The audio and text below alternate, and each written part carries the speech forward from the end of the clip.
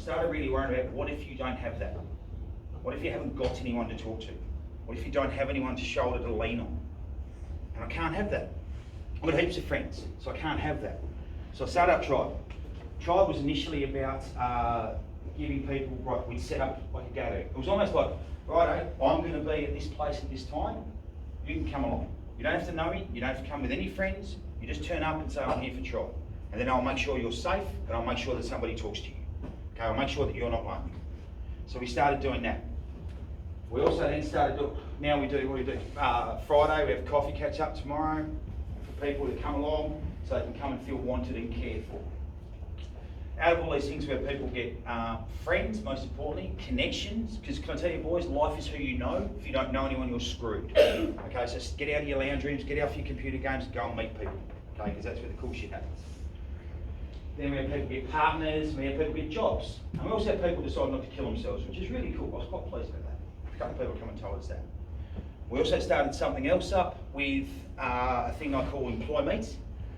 You guys are going to go into the workforce in a few years, and unless if I've failed miserably, you still have to go through Seek and these other areas where you'll chuck out resumes like that and hope that someone picks yours. Okay. And what I said about life is who you meet, life is who you know. Okay, so what we do is employments where we set up a day where we'll have a spot where you come along and have a tea and a coffee and a sandwich, and we'll bring together employers, so people that want staff, or facilitators like me, people that care and want to do things better, and people looking for jobs. So we bring them all in a big room and we tell them don't bring a resume and don't ask somebody what they're going to do for the rest of their lives. Remember how I said I don't know still?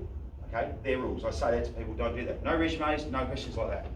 And the whole idea is these people talk to each other. Because when I tell you something, people are going to employ you on 3 things really, especially when you're straight out of school.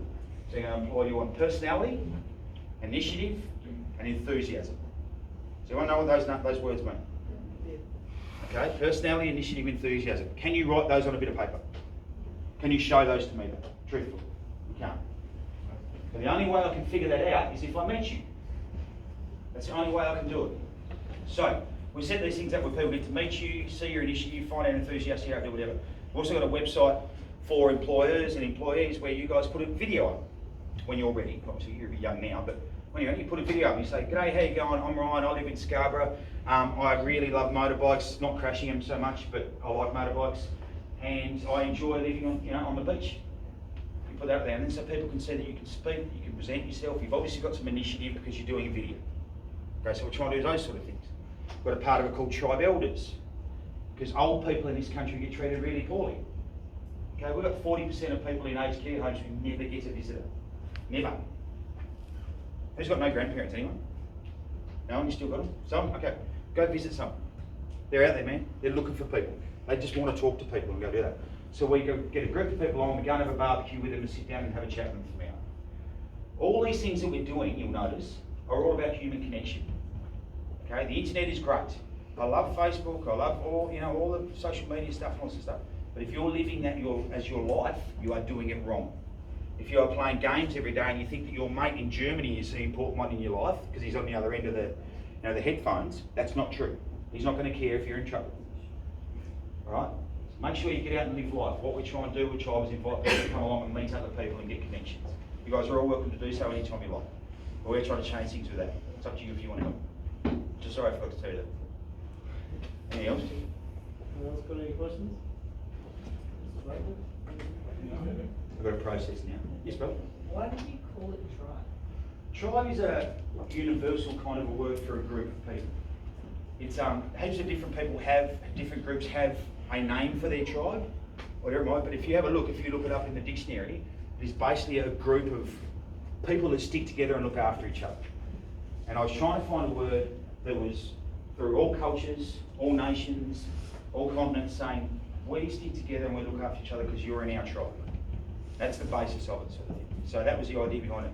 This triangle here, okay, this is something called Maslow's hierarchy of needs. If anyone wants to look that up, and it's a scientific, it's a psychological assessment of where people go to. Your first one here, down here, you look for food and shelter. If you're in the shit, things are going poorly, you look for food and shelter first.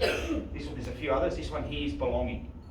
Okay, it's being a part of something. You're being part of a team. a group, a bunch of friends, a tribe, whatever it is you want to be out of that. But, and the top one up here is for like sitting around looking at your belly button, wondering about the important things in the world, okay? Because when you're hungry and not hungry and you've got shelter and you've got friends, you've got time to do that. All right, so look it up if you're interested. But yeah, that was the reason behind Tribe. Try and get everyone involved. Anything else? Yes? How did you deal when your parents passed away? Good question, thank you. I don't know that I did to start with. I think I was just a little prick and just playing up. And then I think you become very used to the situation. Remember I said about my guardians and when I said I was going to be a labourer, I just believed them. That's sort of what you get, it's called indoctrinated. You get that all your time in your head, you keep getting told. If you get told you're a loser enough, guess what you'll be? Yep, but you're not. You've got to decide that you're not, okay? So I didn't deal with it very well to start with. Then about 3 or 4 years later, I found myself bawling, just crying my eyes out for about a day, and I had no idea what was wrong. I think that was part of it, sort of figuring out that that wasn't it. That was sort of an end of it. With Jake, interesting thing with Jake. Jake was sick for 14 months, and it was hell. It was just, we got told right at the start that this is going to kill your son. There's nothing you can do. They said we might get 5 years, we got 14 months. He went through every horrific operation, he went through every horrific treatment. I cried to myself to sleep just about every night. And like, overly crying, like not cool. And he died unexpectedly, sort of. We thought he'd have about another month, and boom, he just died. And I haven't cried since. And I don't know why. It's not something I can control or decide. I almost felt relief, which is weird, but I knew how bad it could be. We got told that he would be in a wheelchair. We got told that we'd be feeding him through a tube in his throat, and he wouldn't be able to speak. And I was so frightened that he would be sitting there unable to speak and unable to tell us what he wanted. And that never happened. He went to sleep, he had his favourite meal that night, and he died during the night. So I think I'm still processing that a bit. I'm not real sure. I had a time there for about a month, probably 2 months, where I keep getting like panic attacks. Panic attacks are when you feel like there's a freaking bear chasing you, but there's no bear. And it's kind of unpleasant. You sort of look around going, right, why is this happening? And that's part of, it's called PTSD, but it's a part of dealing with shock and grief and all sorts of stuff. So dealing with my parents, I don't know that sometimes you ever do. I think you just sort of roll with it and live with it. But what happens to you in life isn't what defines you. Okay, it's not what happens to you, it's what you do with it. Like I decided with Jake that I didn't want to waste him. So I wanted to come and talk to you guys, and I wanted to form Tribe, and I wanted to help Liz and us help other people as well and do all these other bits and pieces, because I didn't want to waste that. Now, I could have sat in the corner and said it wasn't fair, because you know what, it fucking wasn't. It wasn't fair. But it is what it is. So you've got to figure out what you do with it. And I want to use all these little things, I've got heaps of stories, but I want to use all these little things to try and make a better world than what I walked into. That explain it as best I can? Yeah. Cool. Yep. How do you feel now after everything you've been through? Strong. Yep, I think I've let a lot of stuff go. I don't care so much about having stuff.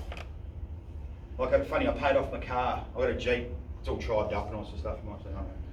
But I got it and I paid it off, and the bank rang me up and said, oh, it's a new car, get a new car, brand new models out, all sorts of stuff. And I said, no. He said, well, but it's new. And I said, don't want it. Because I think especially after this last 3 or 4 years, you figure out what's important. And people are important. You guys are important. Car's not important. Bike's not important. So I feel like I've got a mission now, I guess. I feel like I've got something important to do that I want to do. And so I try and use all that stuff as a foundation to stand up a little bit higher and say, come on with me, fellas. Let's see what we can do. Anyone else? It's the third time I'm stopping you. I think we'll let Ryan go, will we, boys? Yep. All right, I'll see you. Whatever you guys decide, I'll come back and see you. But thank you for listening. Do something cool. Thank you.